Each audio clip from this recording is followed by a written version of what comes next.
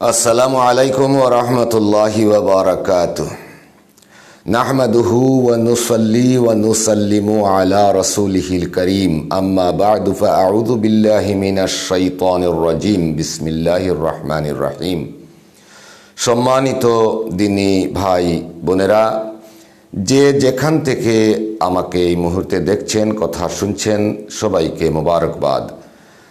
অল্প কয়েক দিনের ভিতরে আমাদের সামনে হাজির হতে যাচ্ছে এক মহিমান্বিত রজনী, যে রজনীর নাম লাইলাতুল নিসফি মিন শাবান, অর্থাৎ শবে বরাতের রাত। শবে বরাত আমাদের দেশে বা আমাদের এই উপমহাদেশে প্রচলিত একটি নাম। সব শব্দের অর্থ হচ্ছে রাত্রি এবং বারাআত এক অর্থে মুক্তি এবং অপর অর্থে ভাগ্য। যেটি মনে করুন শবে বরাত অর্থ হচ্ছে মুক্তি রজনী অথবা ভাগ্য রজনী। বিভিন্ন ফুকাহায়ে কেরাম, আলেমে দিন, উলামায়ে কেরামরা বিভিন্নভাবে তাফসির করেছেন, বিভিন্নভাবে বলেছেন, সেটি আমরা জানি। আর যারা জানি না তারা জানার চেষ্টা করা উচিত। আমাদের মধ্যে শবে বরাতের অনেক গুরুত্ব এবং শবে বরাতকে আমরা এত ভালোবাসি, বিশেষ করে এই উপমহাদেশ তথা সমগ্র বিশ্বের মানুষ লাইলাতুল নিসফি মিন শাবানের ফজিলত সম্পর্কে ওয়াকিবহাল আছেন। কিন্তু আমাদের এই উপমহাদেশের মধ্যে এই সুন্নাতি নাম, যেটি লাইলাতুল নিসফি মিন শাবান অর্থাৎ শাবানের মধ্য রজনী, শাবান মাসের মধ্য রজনী, এর মানেই হচ্ছে শাবান মাসের 14 তারিখের রাতকে মধ্য রজনী ধরা হয়। 15 শাবানকে মধ্য শাবান বলা হয়। এবং হাদিস শরীফের মধ্যে রাসূলুল্লাহ সাল্লাল্লাহু আলাইহি ওয়াসাল্লাম এই শবে বরাতকে লাইলাতুল নিসফি মিন শাবান এইভাবে উল্লেখ করেছেন। যতটি হাদিস আছে সবগুলোতে লাইলাতুল নিসফি মিন শাবান এই নামেই এটির নামকরণ করা হয়েছে। আর এই নামকরণ করেছেন সরকারে কায়নাত সৈয়দুল মুরসালিন ওয়া খাতামুন নবিয়্যিন হযরত মুহাম্মদুর রাসূলুল্লাহ সাল্লাল্লাহু আলাইহি ওয়াসাল্লাম। কিন্তু আমরা অনেকে এই মুবারকপূর্ণ নামটি জানি না। আমরা প্রচলিত নাম শবে বরাত এই নামটি চিনি। এই নামের প্রতি আমাদের ভালোবাসা, এই নামের প্রতি আমাদের শ্রদ্ধা, এই নামের প্রতি আমরা আকৃষ্ট। এই নাম খুবই ভালো নাম, সুন্দর নাম। আমাদের পূর্বপুরুষেরা, আমাদের যারা মুরব্বিয়ানে কেরাম পৃথিবী থেকে বিদায় নিয়ে গেছেন, তারাও শবে বরাত বলে অভিহিত করতেন।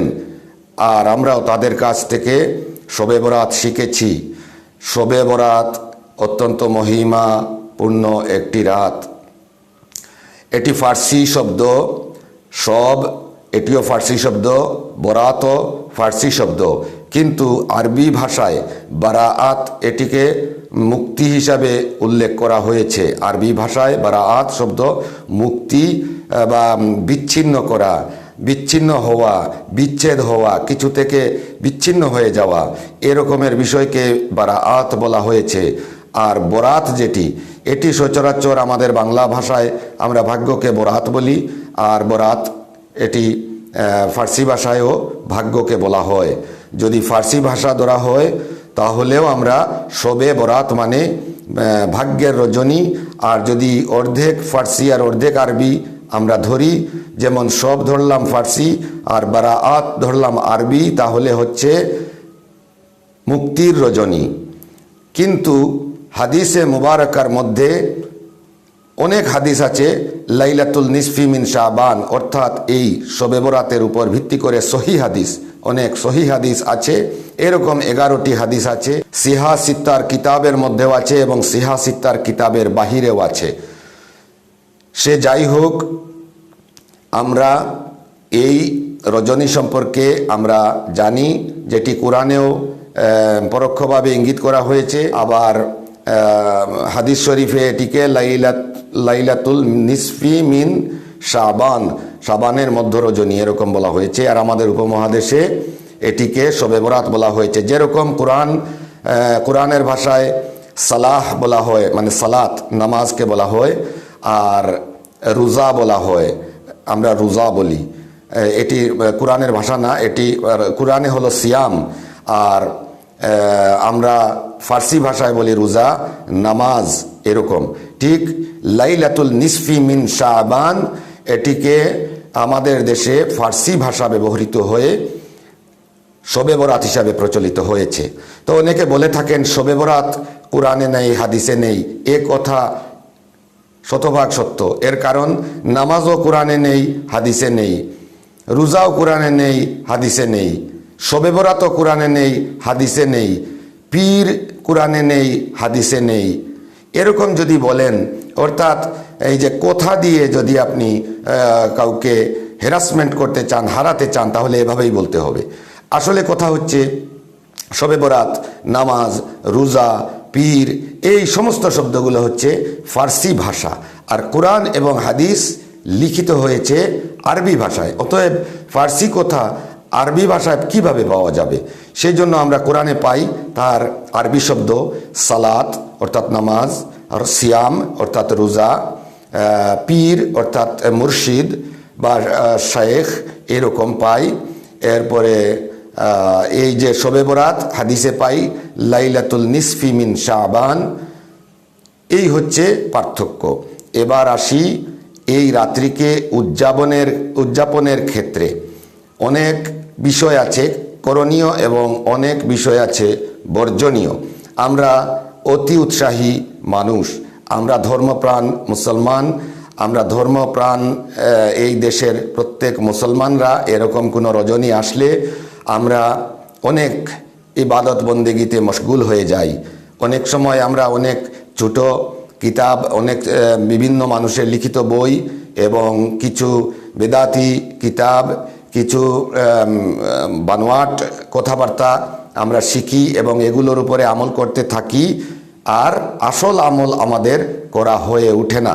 সেই জন্য আসুন শবে বরাতের রাত্রে অর্থাৎ লাইলাতুল নিসফি মিন শাবানে আমরা এই রজনীতে কি করতে পারি এবং কি বর্জন করতে পারি তার সংক্ষিপ্ত আমি একটু আপনাদের কাছে বলতে চাচ্ছি। আসুন শবে বরাতের রাত্রে আমরা কি করব জেনে নেই। আমরা এই রাত্রে বেশি বেশি করে নফল ইবাদত করব, আর পরের দিন আমরা রোজা রাখব। এটি সহি হাদিস দ্বারা প্রমাণিত। হযরত আলী রাদিয়াল্লাহু তাআলা আনহু থেকে বর্ণিত এই হাদিসটি রাসূলুল্লাহ সাল্লাল্লাহু আলাইহি ওয়াসাল্লাম বলেছেন, শবে বরাতের রাত্রে অর্থাৎ লাইলাতুল নিসফি মিন শাবানের রাত্রে মাগরিবের নামাজের পর থেকে সুবে সাদিক পর্যন্ত অর্থাৎ ফজরের পূর্ব পর্যন্ত আল্লাহ রাব্বুল আলামিন দুনিয়ার আকাশে নেমে আসেন এবং তার বান্দাদেরকে, তার সৃষ্টিকুলকে ডাকতে থাকেন, তোমরা কে আছো? তোমাদের জন্য ক্ষমা চাওয়ার জন্য, রিজিক চাওয়ার জন্য, তোমাদের অভাব দূর করার জন্য, তোমাদের কোনো আশা থাকলে সেটি ব্যক্ত করে আমার কাছ থেকে পূরণ করার জন্য কে আছো, কে আছো, এরকম আল্লাহ আকাশে, প্রথম আকাশে, দুনিয়ার আকাশে এসে ডাকতে থাকেন। এইভাবে ফজর পর্যন্ত ডাকেন এবং শেষ পর্যন্ত ফজর পর্যন্ত যারা চাইল তাদেরকে কবুল করে নেন, এবং যারা চায়নি তারা ঘুমিয়ে থাকলো, তাদের আর চাওয়া হলো না। তবে ক্ষমা করে দেন। আমরা ঘুমিয়ে থাকলেও ক্ষমা করে দেবেন, আমরা কাজে থাকলেও ক্ষমা করে দেবেন, আমরা কারো সাথে গল্পগুজব করতে থাকলেও আল্লাহ ক্ষমা করে দেবেন তার দায়িত্ব হিসাবে। এরকম নয়, আমাদেরও কিছু করণীয় আছে। কারণ পরবর্তী আরেকটি হাদিসে রাসূলুল্লাহ সাল্লাল্লাহু আলাইহি ওয়াসাল্লাম যখন বলে দিয়েছেন সহিহ হাদিসে, হযরত আলী কারামুল্লাহু ওয়াজহুর মাধ্যমে যে হাদিসটি পাওয়া গেছে, সেটিতে বলা হয়েছে যে আল্লাহ রসুল সাল্লাল্লাহু আলাইহি সাল্লাম বলেছেন যে এই রাত্রে আল্লাহ রব্বুল আলামিন দুনিয়ার আকাশে নেমে আসেন এবং এখান থেকে আল্লাহ তার সমস্ত বান্দা বান্দীদেরকে ডাকতে থাকেন যে তোমরা কে আছো আমার কাছে চাওয়ার মতো। অতএব তাতেই বোঝা যায় আমরা যদি ঘুমে থাকি, আমরা নাটক দেখাতে থাকি, ক্যারাম বোর্ড খেলতে থাকি, অথবা বাজারে থাকি, হাটে থাকি, দোকানে থাকি, অথবা যে কোনো গল্পগুজবে ব্যস্ত থাকি, আর ঢালাওভাবে আল্লাহ যে আমাদেরকে ক্ষমা করে দেবেন সেটি আমার বিশ্বাসযোগ্য হয় না এবং সেটি যুক্তিসঙ্গতও নয়। যদিও অনেক আলেমে দিন, অনেক বড় বড় দরজার আলেমে দিনরা বলে থাকেন তো আমি সেটিকে তেমন মানতে পারছি না। কারণ হচ্ছে ঢালাওভাবে ক্ষমা করে দেবেন এই রাত্রে, এটি যেমন কীরকম হয়ে গেল, সেজন্য ঢালাওভাবে ক্ষমা করে দেওয়ার ব্যাপারটি আমি না মানতে পারায় আমি এই রাত্রে ইবাদত করাটার ব্যাপারটাকে আমি প্রাধান্য দিয়েছি। তো এই রাত্রে আমরা কিছু অতিরঞ্জিত কাজ করে ফেলি। কি করে ফেলি? অনেক মানুষ দেখবেন কিছু বই পুস্তকের মধ্যে নানা ধরনের ফজিলতের কথাগুলো বলে থাকেন, যে এক রাকাতে অমুক সূরা পড়তে হবে, তারপরে অমুক সূরা এতবার পড়তে হবে, তারপরে অমুক দুয়া এতবার পড়তে হবে, তারপরে 12 রাকাতের পরে আর পড়া যাবে না, 12 রাকাতই আছে শবে বরাতের নামাজ, এরপরে আর কোনো নামাজ নেই। অনেকে বলে থাকেন যে শবে বরাতের রাত্রে কয় রাকাত নামাজ, তো বলে দেন শবে বরাতের রাত্রে 12 রাকাত নামাজ। না না না, এইরকম করবেন না। শবে বরাতের রাত্রে কোনো নির্ধারিত কোনো ইবাদত করবেন না। অবশ্যই আল্লাহর রসুল সাল্লাল্লাহু আলাইহি ওয়াসাল্লাম বলে দিয়েছেন, যারা এই পূর্ণ রাত্রে ইবাদত করবে এবং যারা পরের দিন সিয়াম পালন করবে অর্থাৎ রোজা রাখবে, তাদের জন্য বলে দিয়েছেন। অতএব পূর্ণ রাত আমরা ইবাদত করতে হবে। আমাদের ইবাদতের মধ্যে থাকবে নামাজ, থাকবে কোরআনুল করিমের তিলাওয়াত, থাকবে জিকির আসকার, থাকবে দোয়া, থাকবে অনেক তসবিহ তাহলিল, থাকবে আল্লাহর কাছে কেঁদে কেঁদে অনেক কিছু চাওয়ার ব্যাপার। আমরা যদি 12 রাকাত নামাজ পড়ে মনে করি শবে বরাতের নামাজ শেষ হয়ে গেছে পড়া, তাহলে আমাদের ভুল হবে। সহিহ হাদিসের আমল থেকে যেন বঞ্চিত না হই, এদিকে আমাদেরকে খেয়াল রাখতে হবে। দ্বিতীয় কথা হচ্ছে, এই রাত্রে আমাদের, বিশেষ করে আমাদের দেশে এই রাত্রে বা এই রাত্রের আগের দিন বিভিন্ন জায়গায় দেখা যায় গরু জবাই করা হয় এবং গরুর গোস্ত, মুরগের গোস্ত এগুলো এসে ভালো করে আমাদের ঘরে রান্না করা হয়, পোলাও রাঁধা হয় এবং মনে মনে বলা হয় যে আমরা এই রাত্রে যা খাবো আমরা সারা বছর তা খাবো, কারণ এই রাত্রে আমাদের ভাগ্য নির্ধারিত হবে। আমরা যদি এই রাত্রে কুরমা পোলাও খাই, সারা বৎসর কুরমা পোলাও খাবো। শুটকি যদি খাই, সারা বৎসর শুটকি আমাদের নসিবে জুটবে। এই রকম কাজগুলা করা আমাদের জন্য একটি কুসংস্কার। এতে বিশ্বাস করবেন না। প্রতিনিয়ত যা খাচ্ছেন, প্রতিনিয়ত যা পান করছেন, এই রাত্রেও তা পান করবেন অথবা খাবেন, অথবা আপনি আরও অন্য মানে ইবাদতে মশগুল হওয়ার জন্য খাওয়া দাওয়া থেকেও আরও আপনি কিছু কমিয়ে নেবেন, খাওয়া দাওয়াকে কমিয়ে নেবেন। খাওয়াতে প্রাধান্য দেবেন না, আপনি প্রাধান্য দিবেন ইবাদতে প্রাধান্য দেবেন। কিন্তু দেখা যায় গরু জবাই হয়, মাংস গোস্তগুলো ভাগাভাগি করে নেওয়া হয়, হাজার হাজার টাকার মাংস গরু গোস্ত কিনে আনা হয়। এইগুলা কি জন্য? যে শবে বরাতে খাওয়ার জন্য, আর সেহরি খাওয়ার জন্য, আর পরের দিনের ইফতারের জন্য। অনেক বিরাট আয়োজন, একেবারে বিশাল আয়োজন। আমরা ইফতার করব। দেখুন, ইবাদত বন্দেগি আল্লাহর সন্তুষ্টির জন্য, আপনার এত উন্নত মানের খাবার খাওয়ার জন্য নয়। সেই জন্য এই দিকে পয়সাটা খরচ না করে ইবাদতে মশগুল হন। ইবাদত করুন সহি তরিকায়, রাসূলুল্লাহ সাল্লাল্লাহু আলাইহি ওয়াসাল্লামের তরিকার উপরে থেকে। অনেক অলিয়া উলিয়া বুজুর্গানে দিনরা রাসূলুল্লাহ সাল্লাল্লাহু আলাইহি ওয়াসাল্লামের তরিকার উপরে থেকে ইবাদত করে গেছেন, সেগুলোকে অনুকরণ করুন। কিছু মানুষ আছে তারা অতি উৎসাহী, তারাই এই সমস্ত করে। তারপরে আরও একটি কুসংস্কার, আমাদের দেশে অনেক গ্রাম অঞ্চলে আমাদের এই রাত্রিকে বা এই চাঁদকে, এই শবে বরাতের চাঁদকে বাতির চাঁদ বলা হয়। নাউযু বিল্লাহি মিন যালিক। এই চাঁদ শবে বরাতের শাবানের চাঁদ, এটিকে আল্লাহ রসুল লাইলাতুল নিসফি মিন শাবান বলেছেন, এই রজনীকে। আর আমরা বাতির চাঁদ বলি। অনেক গ্রামাঞ্চলে আগের যুগের বলতেন, আপনিও আপনার দাদি বা আপনি যদি বৃদ্ধ হন, আপনার মাকে এরকম জিজ্ঞেস করে দেখবেন, উনারা জানেন বাতির চাঁদ বলা হয়। এবং আমাদের দেশে আরও একটি কথা প্রচলিত আছে গ্রাম অঞ্চলে, যে সন্ধ্যার সময় বিভিন্ন মোমবাতি, কুপি বাতি, কেরোসিনের বাতিগুলো পুকুরের ঘাটে, রাস্তায় দরজার সামনে সারা রাত্র জ্বালিয়ে রাখা হয় এবং দরজা খুলে রাখা হয়। কেন? যে আমাদের মুর্দেগানরা কবর থেকে উঠে আমাদের ঘরে আসবেন এবং আমাদেরকে দেখে যাবেন, আর ভিখারির মতো চাইতে থাকবেন যে তোমরা আমাদের জন্য দোয়া করো, আমরা যেন এই রাত্রে পরিত্রাণ পাই।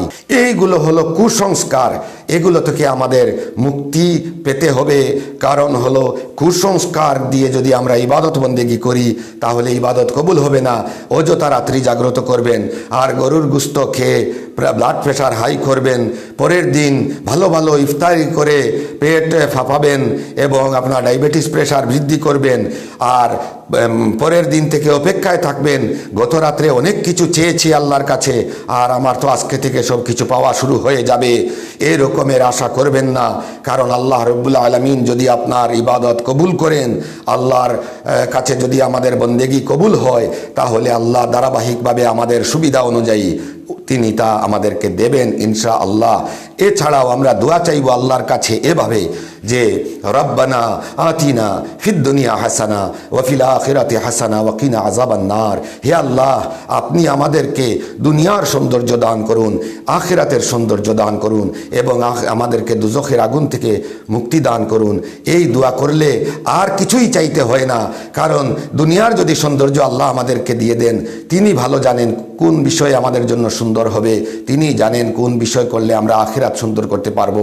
আর সেটি যদি পছন্দ করে আল্লাহ পাক তাবারাকা ওয়া তাআলা আমাদেরকে দিয়ে দেন, তাহলে আমরা এক এক করে এই দেও সেই দেও এটা বলার কোনো প্রয়োজন নেই।